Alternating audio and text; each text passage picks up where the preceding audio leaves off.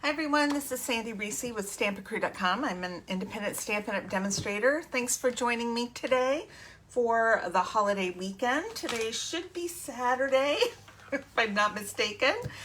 We're going to do another one of our card designs today.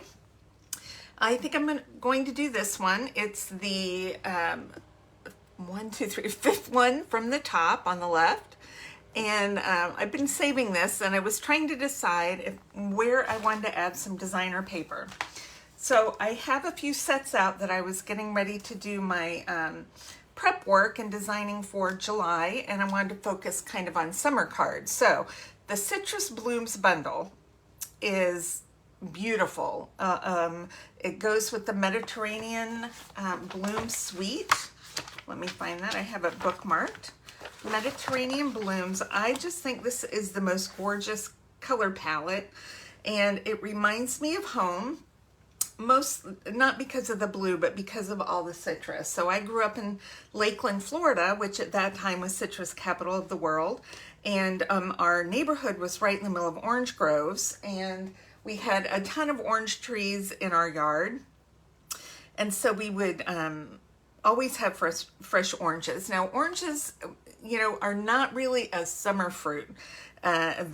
Citrus is mostly ripe in the winter. It grows all summer and then in the winter, but the colors are very summery. So I'm going to imagine that's more why we went this route. And but we used to ride our horse through the orange groves all the time, and just really good memories of that. So I'm not using the dies. We're just going with a real simple card. And I'm going to start, now this paper, I'm using this one that has oranges and lemons on it. If you look back at this paper, this is the one I'm using, but I love all these papers. I'm excited to start designing for workshops this month because there's so many pretty papers. But we're using this one. I'm going to focus more on the lemon part of the paper. This was a scrap that I had cut wrong, and so I just pulled that out. We'll have to trim it down a little bit. But I like this because it goes with Lemon Lolly or Daffodil Delight or Crushed Curry, so it goes with any of the yellows. But since it's summer, I'm going with the Lemon Lolly. And then this green, I have picked just a piece of Mossy Meadow, and it has this kind of strip right here that's flagged on both ends. And I believe in finger measurements, so I'm going to see. It kind of goes from corner to corner about this wide. How wide is that? Oh, let's try 3 inches. I am a big believer when I'm designing and using fingers to measure, and then you can measure too big and then you can trim it down a little bit. Let's see, that might work. Let's try flagging it and see what it looks like. Let's grab some scissors. Whoops. And I am going to just cut a little slit right in the middle. I don't want it too deep. I want kind of a shallow look to our flag. I'll cut up to the middle from either side. Okay. I think I'm going to have to let's cut a little bit off each side. Let's do 1/4 of an inch on each side. Then we don't have to reflag. We'll just make this down to 2.5 inches and see how. I think 3 was probably too big. So this is all kind of the designing process, and I maybe did it a little too deep. I just want a little bit of a flag. Let's just cut that off a little bit. So I'm just bringing it up to that same center point. And then I need to be careful on this side not to do a deep flag. Now, I prefer shallow flags, if you know what I'm talking about. If you cut it deep, you have a big one with, 2 big tails, and that is not always the best choice. So it's better to go too shallow and do just a little flag, and then you can go back. Well, it's too big. let's look at our sketch again and see what they did. Let's go back, page 22. This is all part of the process. They didn't go quite so, they went a little more like that. Okay, so I think we can go that route. Let's just cut a little more off this one end.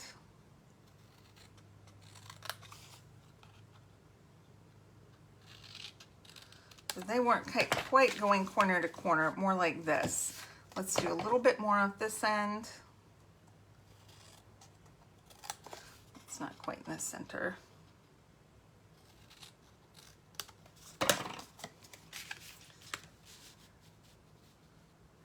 Almost there.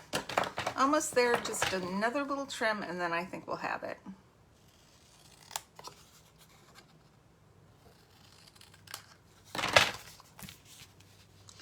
Okay, I think we're there. All right, we're gonna go right there.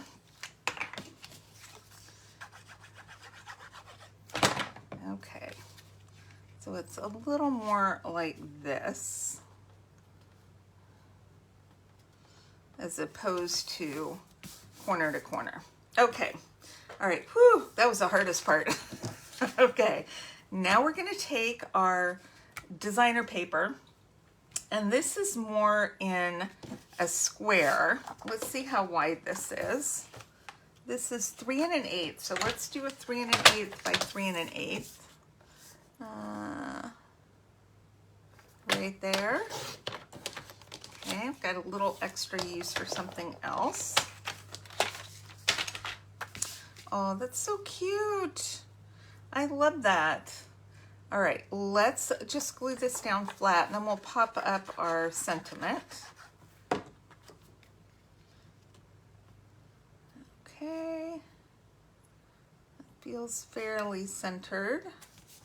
Okay, and then for our sentiment, I had an extra one of these. This is from the Unbounded Love Dies. This is the one I had. It has lots of great little frames and tags and elements.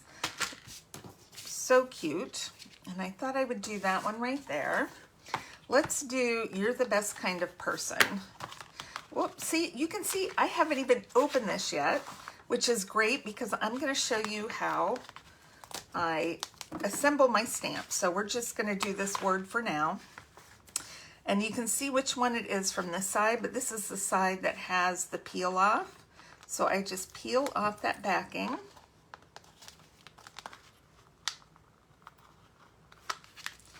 All right, then you want to line up, let's move that out of the way. Peel off the backing off your stamp. So it has this shiny rubber. And then you want to line it up right on here. Leave that sticker there. Line it up. I gotta look and see if I'm straight. Just like that, give it a good push, and then you can just peel it off, and it is ready to go. It's as simple as that to assemble these. Okay, let's grab a block. That might be, whoops, sorry. That might not be big enough. We'll just grab our deep block. And I think we'll go with Mossy Meadow for our ink, pardon my arm. And like a little darker ink. Yellow is not gonna cut it. Okay, pretty. I love the font on this. Okay, let's pop this up. I probably didn't stamp that exactly in the center, but you know, I am not gonna worry about it. I've got a little bit of leftover dimensionals from my paper pumpkin kit, so we'll just use some of the edges there.